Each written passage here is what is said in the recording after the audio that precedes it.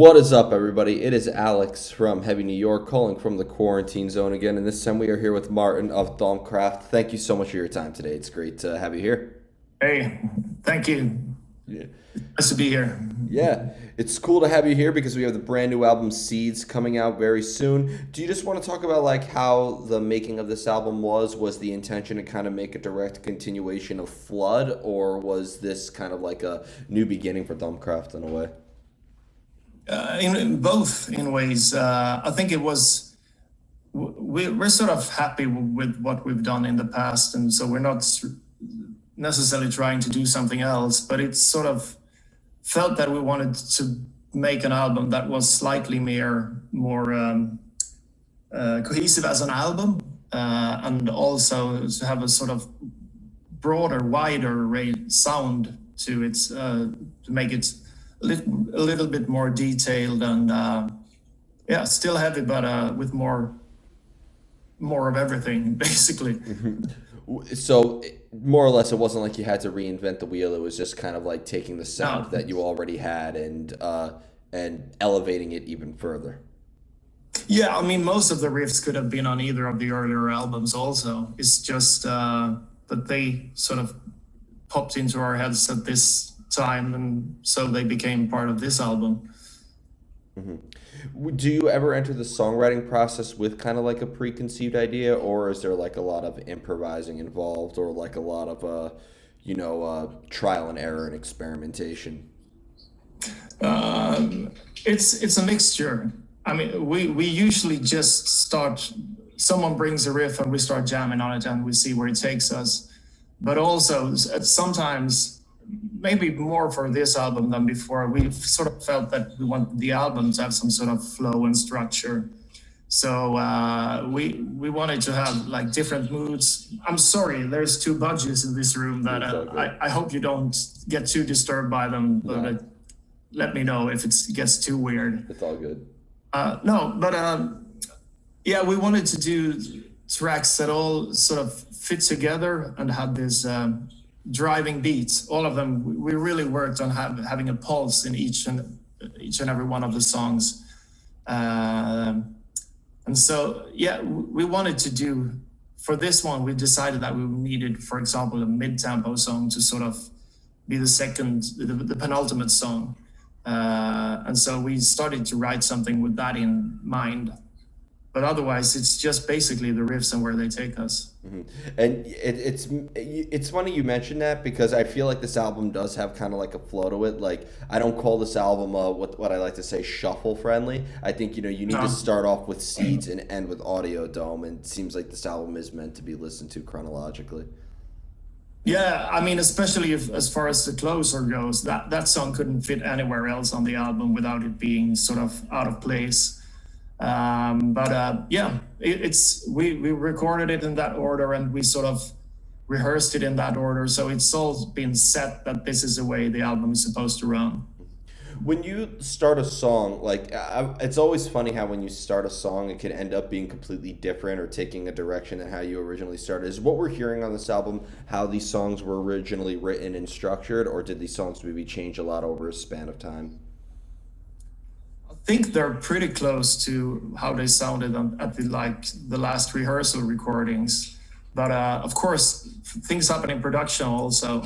There's not a lot of overdubs on this album. It's basically us playing and some guitars added, and it's basically recorded live. But sometimes I mean, you have you have a certain kind of sound in the practice space, and when you come to a studio, it's not always that the same intensity transfers, but it becomes something else instead. So I think it became more open than we figured it would be, but the song's pretty much, there's a couple of riffs that have been tried in all kinds of variations, but and they've sort of finally found their place on this album. But I'm sort of straying from your question here, I feel, but No, not at all. no, I'd say that for the most part, the songs are as we intended them to be. And and you mentioned that it always starts off with a riff, and being that you do bass and vocals, does it always help, or does it always help where like to have other music written involved, or does it always and for you to lay down your parts, or have you ever laid down things as well? We're a really like closely knit unit. Actually, it's either usually me or Martin, the guitarist, to bring something that is sort of a riff or a skeleton of a riff, and then we start to sort of mold it together. And basically, what the bass does and the guitar does comes at the same time almost, because it's like the bass doesn't change that much in our songs. It's just these almost constant loops, and it has been that way since the first EP we did. It's basically it's no frills bass. It's just there to lay the foundation and to get the groove going. Um, and and if you ask about vocals, also that comes last always. Okay. When we started out, we sort of thought that we might be an instrumental band, but then we actually decided when we were in the studio, let's add some vocals here and there, and then we sort of felt, okay, this works. We'll skip the instrumental parts. I've heard so many stories. I think like the singer of every band never intended to be the singer. They always just get like dragged into it. That happened with Trivium. It happened with Avenged Sevenfold. Like it's pretty funny actually. But I think I've been a singer in bands before, so it was sort of obvious that if someone was to do the singing, it would be me. But I don't necessarily think that music has to have vocals, but we sort of also felt that for the song structures that we had, we needed something to sort of guide us through it all.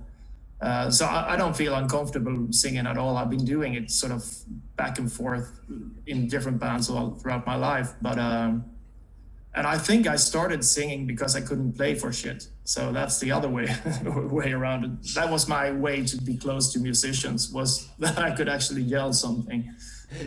That's an awesome way of putting it. So it's fair to say like that Domkraft never, like, your albums were never conceptual. Like you mentioned, lyrics are the absolute last thing, but there's never been a time where maybe a lyrical idea could help influence the music at all or anything like that? Well, that's a good question. I guess to some extent, because basically we set a theme lyrically, because I need to do that to get the writing going, more or less. And the theme is almost always, or has been always, based on what the songs sound like. If a song sounds like being like lost at sea, then the lyrics is about getting lost at sea. And for Flood, we had this sort of apocalyptic theme, and for End of Electricity was somewhere along the lines of that. And for this one, it's kind of different, because going into this year, we did most of the writing before COVID struck.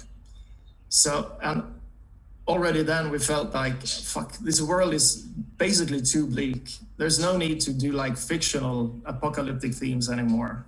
So it's better we started to sort of dive into this idea that, okay, so let's now focus on the hard work of rebuilding something and doing things right this time.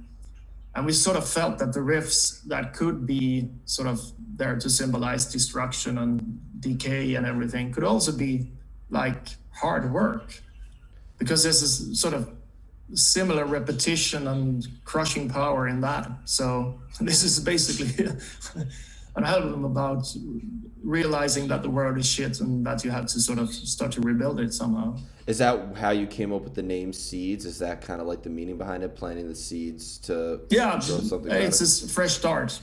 Yeah, and I know artists hate that question. What does the record name mean? But I had to double check, because it yeah, but this time it's pretty obvious. If you look at like the older album titles and stuff, that this has a slightly more positive note. It's not a happy album, but it's sort of, there's a breath of positivity somewhere hidden beneath, I think, at least. This is sludge metal. If you were optimistic, you would have sold out. I'm kidding. I'm kidding. yeah, sure. Well, just the titles alone, reading the titles alone, going from the End of Electricity. I mean, if that happened in today's day and age, that would be apocalyptic. Like people would turn into zombies and like go crazy. Like just that statement alone. And then flood. I mean, when it comes to the world ending, I mean, flood is pretty much the world that sums it up. So it seems like this apocalyptic universe or this apocalyptic concept is basically really just very influential on Domkraft's music in general. Do you think that this is going to be a concept that you continue to explore in the future? No, I don't know. Maybe it depends on what the world looks like, more or less. Because,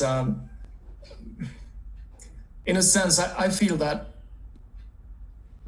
an element of escapism in this escapism in lyrics for this kind of music, and when there's, I mean, you might want to add some kind of silver lining to it in this day and age, especially after a year like this also, where everyone is sort of just looking for some kind of context. But yeah, maybe we'll see what happens. I mean, we did an EP that was not all about destruction and apocalyptic themes either, but it's sort of where the music takes us. We just go along with it. And has that always been something that intrigued you, even outside of music? Because I mean, the concept of apocalyptic, I mean, it's, I think, one of the greatest subject matters for any creative art in general, whether it's through visual art, you know, there's so many movies on it, there's so many video games. Yeah. Like, there's one band, and I totally forgot the name, and if viewers watching this, please comment the band to let me know. But like, there's a video game called The Last of Us that's hugely like inspired by an apocalyptic theme, and bands are writing music based on that now. It just seems like the apocalypse is always such a great form of subject matter. Is it all has that always resonated with you even before this band? Oh yeah, I mean, we're all like movie buffs, and that game that you mentioned, and a lot of like movies like The Children of Men and the Mad Max movies, and I mean the post-apocalyptic thing has always been an inspiration, and that was mainly the inspiration when we started doing lyrics for the first album, and it sort of continues. But I sort of felt that the past year or the past 2 years, you don't really have to look at that in movies, because there's things happening in the world that sort of almost gives you a hint of what the post-apocalyptic world would look like, with all these tensions. And I mean, people don't really listen to each other and listen to facts anymore. So it's a strange world. Well, I think that's always happened, though. I mean, name one period of time where humanity was not shitty. I mean, you look at what the Romans have done. You look at what sure. I think the first human ever, and like cavemen or whatever, were probably sitting in their caves eating mud, being like, yeah, we're not going to last for a very long time. So and hating their neighbors also. Yeah. I think, and you know, I've always thought that like we live in the time now of psychological warfare. That I think is like kind of like the new method. You know, when we dropped the atomic bomb in the 40s, and you know, everybody was nukes, nukes, nukes, nukes, and it just seems like in the wake of this pandemic, I'm like, wow, the fear of nukes aren't cool anymore. Like, oh, that was a good era for the thrash scene of the 80s, though, when you could sort of be the nuclear threat. That was a good time. Yeah, but now we're living in the days of like doom metal and death metal. I was saying that like the way that swing music was the soundtrack to World War II, death metal and doom metal is going to be the soundtrack to this. Yeah, it could be. Yeah, and did maybe this world, because you mentioned that you had these songs written for a while before the pandemic, but did maybe this world open up some ideas now for future Domkraft material? Yes, maybe, but I have to say that what we decided when we went into the studio last summer was that this can't be a like quarantine album, or it shouldn't be like reflecting this pandemic year, because once this is over, when it is over, because it will be over to some extent sometime, then I think people just want to move past that. I don't think people will want to talk about this, because this is basically everything people talk about these days is the current state of the pandemic. And I think for us, and I think for most other people, we would just want to get over with this and come out on the other side. Yeah. There'll be a lot of albums written that are clearly like colored by restrictions and quarantine and the state of the world, and we didn't want our album to be one of those. Yeah, it's not like you're trying to do like what Fear Factory does, where they always write about like artificial intelligence, or like what Hypocrisy does with kind of like conspiracy theory oriented subject matter. This isn't something that like you kind of you don't want to just constantly write about the same thing. No, not at all. It just happened to be that way for a number of albums, and I can see us write about almost anything as long as the inspiration comes. Yeah, and I'd imagine inspiration sometimes strikes when you least expect it, right? Yeah, but like I said earlier, I think it is basically boils down to what the music sounds like, because when we do start out rehearsing songs and start of trying out new ideas, it's basically me just shouting stuff to get some kind of vocal line going, and then we sort of fill it with context and words later on. Mm-hmm. So there's quite a lot of time to figure out, what is this song really about? What could it be about? Yeah. And that's the process. And the final question I wanted to ask is, does your personal life for you or the other bandmates also maybe influence the context of the sound ever, like personal experiences? I'm pretty sure everyone's personal experience sort of reflects somehow, somewhere in what they're doing, if they're artists or doing music or whatever. But I mean, we're just three dads with jobs and families, so it's not that interesting to write about everyday struggles with like picking up kids from school and stuff and like cooking. I've yet to see one band that does that, to be honest with you. I want to hear James Hetfield write about like dad life. It may be the best album ever. Yeah, it could be. We sing about sex, drugs, and rock and roll all the time. How about day jobs, parenting, and I don't know, marriage? Make that like the album in a way. Like, you know, you see like the band, instead of coming on dressed like rock stars, they come up in like their suits and ties and just like headbang and been like, the kids were late for school, they're failing their class. I don't know. Maybe I'm just losing. I think you got a concept going there. It's just to get it started. Yeah, to all the Wall Street people watching this, start a band already. Yeah. But before we go, I want to thank you so much for your time today. I really enjoyed this discussion. Thank you.